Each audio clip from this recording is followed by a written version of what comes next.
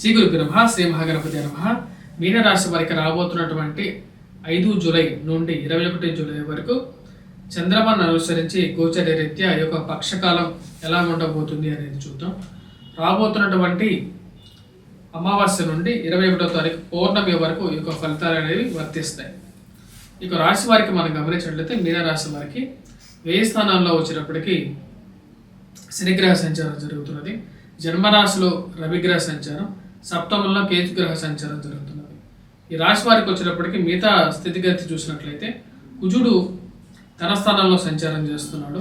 రాబోతున్నటువంటి 12వ తారీఖున తన తృతీయంలోకి మారబోతున్నాడు, గురువుతో కలవబోతున్నాడు అనమాట. గురువులో కలిసినప్పుడు అది ఎటువంటి ఫలితం ఇస్తుంది అనేది నాకు వీడియో చేయడం జరిగింది. గురువు కుజుడు యొక్క కలయిక అనేది ఎలా ఉండబోతుంది అనేది డీటెయిల్గా చెప్పడం జరిగింది, దాన్ని మీరు చూడవచ్చు. తర్వాత మనం గమనించినట్లయితే రవి చతుర్థంలో ఉన్నాడు అనమాట, అంటే అర్ధాష్టమంలో ఉన్నాడు. అక్కడ అర్ధాష్టమంలో ఉన్నప్పుడు తన యొక్క మార్పు 16వ తారీఖున పంచమంలోకి మారుతున్నాడు.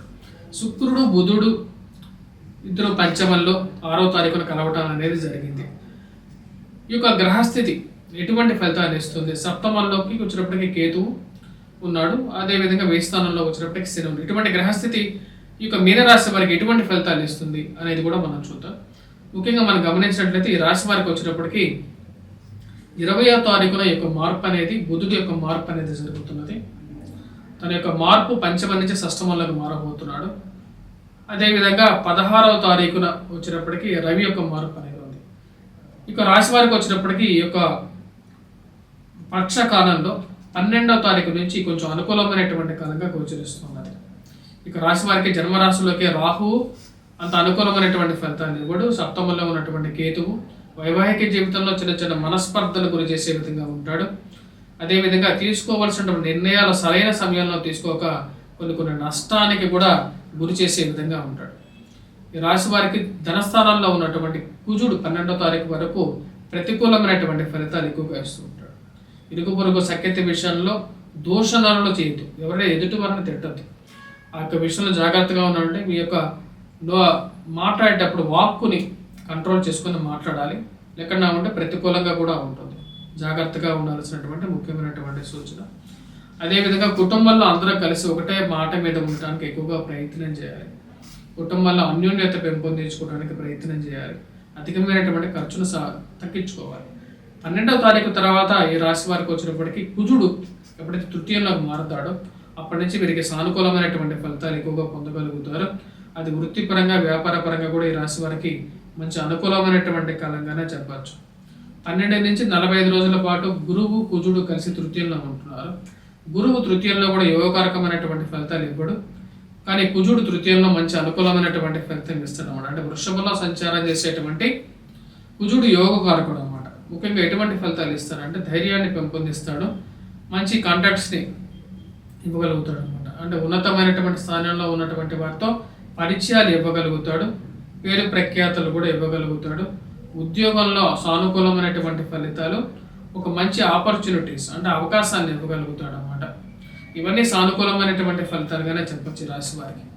తద్వారా వచ్చినప్పటికీ ఉద్యోగ ప్రయత్న చేస్తున్నటువంటి వారికి ఒక సానుకూలమైనటువంటి ఫలితాలు ఇవ్వగలుగుతాడు. అదేవిధంగా ఈ రాశిలో ఉన్నటువంటి వారికి తృతీయంలో సంచారం చేస్తున్నటువంటి కుజుడు యోగ్యకారకమైనటువంటి ఫలితాలు, ఉద్యోగంలో ప్రమోషన్స్ ఇంక్రిమెంట్స్ విషయాల్లో కూడా సానుకూలమైనటువంటి ఫలితాలు ఇస్తాడు. ముఖ్యంగా కుజుడు కాంట్రాక్టర్ చేసేటువంటి వారికి సానుకూలమైనటువంటి ఫలితాలు ఎక్కువగా ఇస్తాడు అనమాట. కాంట్రాక్ట్స్ కానీ లేకుండా ఉంటే ఎవరైతే రియల్ ఎస్టేట్లో కన్స్ట్రక్షన్ ఫీల్డ్లో ఉన్నటువంటి వారికి సానుకూలమైనటువంటి ఫలితాలు ఇవ్వగలుగుతాడు. ఆ విషయంలో ఎటువంటి సందేహము లేదు. అదేవిధంగా కుజుడు యొక్క యోగ దృష్టి అనేది వీరికి బాగా కలిసి వచ్చే విధంగా ఉంటుంది అన్నమాట. ఈ రాశి వారికి రాబోతున్నటువంటి సమయం అనేది కొంచెం అనుకూలమైనటువంటి ఫలితాలు 45 రోజుల పాటు ఇవ్వగలుగుతాడు. గురువు యోగ్యాన్ని ఇవ్వకపోయినా సరే కుజుడు యోగ్యాన్ని ఇస్తాడు. చతుర్థంలో మనం చూసినట్లయితే రవి అంత అనుకూలమైనటువంటి ఫలితాలు ఇవ్వట్లేదు, ఖర్చును ఎక్కువగా ఇస్తున్నాడు అనమాట. 16వ తారీఖున ఈ యొక్క రవి తన యొక్క మార్పు జరగబోతున్నది, పంచమంలోకి మారబోతున్నాడు. పంచమంలో శుక్రుడు బుధుడు కలిసినటువంటి యోగం లక్ష్మీనారాయణ యోగం అనేది వీరికి బాగా కలిసి వస్తున్నది. లక్ష్మీ స్వరూపమైనటువంటి శుక్రుడు, నారాయణ స్వరూపమైనటువంటి బుధుడు కలిసినప్పుడు లక్ష్మీనారాయణ యోగం అనేది జరుగుతుందన్నమాట. ఈ నారాయణ యోగం అనేది ఫైనాన్షియల్గా కొంచెం కలిసి వచ్చే విధంగా ఉంటుంది రాశి వారికి 6వ తారీఖు నుంచి. ఫైనాన్షియల్గా డబ్బు మూవ్మెంట్ అనేది జరుగుతుంది అన్నమాట. కమర్షియల్గా కొద్ది యాక్టివిటీ అనేది జరగటం, సమయానికి డబ్బు రొటేషన్లోకి రావటం అదేనే కలిసి వస్తుంది. ఇది వ్యాపారస్తులకు బాగా కలిసి వస్తుంటుంది. కానీ ఈ యొక్క పరిస్థితి వచ్చేటప్పటికి 16వ తారీఖున తర్వాత మారుతుంది. 16వ తారీఖున ఎప్పుడైతే రవి వచ్చేటప్పటికి శుక్రుడితో కలుస్తాడో, ఇక శుక్రుడికి రవికి వైరం అనేది ఉంటుంది. అంటే ఒక ప్లానెట్కి ఇంకో ప్లానెట్కి ఎనిమిస్ అన్నమాట. అంటే శుక్రుడికి శత్రుత్వం అని ఎప్పుడైతే ఉంటుందో అది ఈ యొక్క రాశి వారికి వచ్చేటప్పుడు ప్రతిబంధకంగా మారుతుంటుంది. ఫైనాన్షియల్ రొటేషన్లో కొన్ని ఇష్యూస్ అనేవి ఏర్పడతాయి.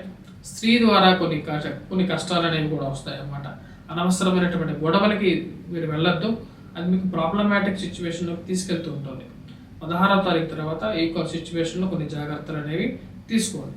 మీకు ఎంతైతే అవసరమో అంతవరకే మాట్లాడండి. ఎస్పెషల్లీ స్త్రీలతో కొన్ని జాగ్రత్తగా ఉండండి. మాట పెంచుకొని కష్టపడటం అనేది కొంచెం ప్రతిబంధకంగా మారే విధంగా ఉంటుంది. ఈ యొక్క 2 వారాల కాలం మనం చూసుకున్నట్లయితే 2 వారాల కాలంలో కూడా వీరికి బాగా మంచి ఫలితాలు అనేది రాబోయేది కూడా 2వ వారంలో ఎక్కువగా రాబోతాయి. 2వ వారం నుంచి కొంచెం సానుకూలమైనటువంటి ఫలితాలు ఎక్కువగా వస్తాయి అన్నమాట. ఎందుకంటే బుధుడు వచ్చేటప్పటికి 20వ తారీఖున తన యొక్క మార్పు అంటే 5వ ఇంట్లో నుంచి 6వ ఇంట్లోకి మారుతున్నాడు. అంటే పంచమ నుంచి షష్టమంలోకి మారుతున్నాడు. షష్టమంలోకి మారినప్పుడు బుధుడు యోగకారకమైనటువంటి ఫలితాలు కూడా ఈ యొక్క రాశి వారికి ఈ యొక్క పక్షకాలంలో చివరి 20వ తారీఖు నుంచి కూడా మళ్ళీ ఒక పాజిటివ్ రిజల్ట్ అనేది వీరికి ఇవ్వటం అనేది జరుగుతుంది. సో మీనరాశి వారికి ఈ యొక్క పక్షకాలంలో కొంచెం సానుకూలమైనటువంటి ఫలితాలు గత పక్షకాలంతో పోల్చుకుంటే ఇవ్వగలుగుతాడు అండ్ రాబోతున్నాయని చెప్పి మనకు తెలుస్తున్నాయి. అదేవిధంగా ఈ రాశి వారు ముఖ్యంగా మనం చూసినట్లయితే విద్యార్థులకు ఎలా ఉంది అనేది చూద్దాం. విద్యార్థులు మనం గమనించినట్లయితే విద్యార్థులకి గురువు అనుకూలమైనటువంటి ఫలితాలు ఇవ్వట్లేదు. కానీ పోటీ పరీక్షల కోసం ప్రిపేర్ అవుతున్నటువంటి వారు కొద్దిగా కష్టపడి చదవగలిగితే కుజుడు అనుకూలమైనటువంటి స్థానంలో ఉన్నప్పుడు సానుకూలమైనటువంటి ఫలితాలు ధైర్యం అనేది రావడం అనేది జరుగుతుంది. కాబట్టి అవి సానుకూలమైనటువంటి ఫలితాలు ఈ రాశి వారికి రావడం జరుగుతుంది. అంటే ముఖ్యంగా రాబోతున్నటువంటి 12వ తారీఖు నుంచి విద్యార్థులు కూడా కొద్దిగా కష్టపడి చదవగలిగితే వీరికి సానుకూలమైనటువంటి ఫలితాలు అనేది పొందడం అనేది జరుగుతుంది. ఈ రాశిలో ఉన్నటువంటి వారు విద్యార్థులు ఎటువంటి పరిహారాలు చేసుకోవాలి అంటే ముఖ్యంగా దత్తాత్రేయ స్వామి ఆరాధన చేయడం అనేది ముఖ్యమైనటువంటి సూచనగా చెప్పడం జరుగుతుంది. కుజుడు యొక్క అనుకూలత రీత్యా రాజకీయ రంగంలో ఉన్నటువంటి వారికి కూడా సానుకూలమైనటువంటి ఫలితాలు కూడా పొందడం అనేది జరుగుతుంది. మీన రాశిలో ఉన్నటువంటి వారు ఈ రాశిలో ఉన్నటువంటి వారు ఎటువంటి పరిహారాలు చేసుకోవాలి అనేది చూద్దాం. ముఖ్యంగా వచ్చేటప్పటికి జన్మరాశిలోకి రాహుగ్రహ సంచారం జరుగుతున్నప్పుడు దుర్గాదేవిని ఎక్కువగా పూజించాలి ఈ రాశి వారు. అదేవిధంగా సప్తమంలోకి కేతుగ్రహ సంచారం జరుగుతున్నప్పుడు ముఖ్యంగా వచ్చేటప్పటికి వినాయకుడిని ఎక్కువగా పూజించాలి. ప్రయాణ సంబంధితమైన విషయాలు ఆటంకాలు ఎక్కువగా జరుగుతున్నప్పుడు కూడా ఓం గం గణపతియే నమః అనే మంత్రాన్ని చదువుకోండి. మానసికంగా కూడా ప్రశాంతంగా కూడా ఉంటుంది. ఏలినాటి శని ప్రభావ రీత్యా అధికమైనటువంటి ఖర్చు కూడా వీరిని వెంటాడుతూ ఉంటుంది. కాబట్టి ఆ ఖర్చు నుంచి ఇచ్చినప్పుడు అప్పులు ఎవరికి ఇవ్వద్దు, ఎందుకంటే సమాజమే అలా ఉంది. కాబట్టి ఈ రాశిలో ఉన్నటువంటి వారు వెంకటేశ్వర స్వామిని పూజించడం అనేది కూడా ముఖ్యమైనటువంటి సూచన. అదేవిధంగా సూర్యారాధన, సూర్య నమస్కారాలు కూడా చేసినట్లయితే సానుకూలమైనటువంటి ఫలితాలు ఈ రాశిలో ఉన్నటువంటి వారు పొందడం అనేది జరుగుతుంది. స్వస్తి.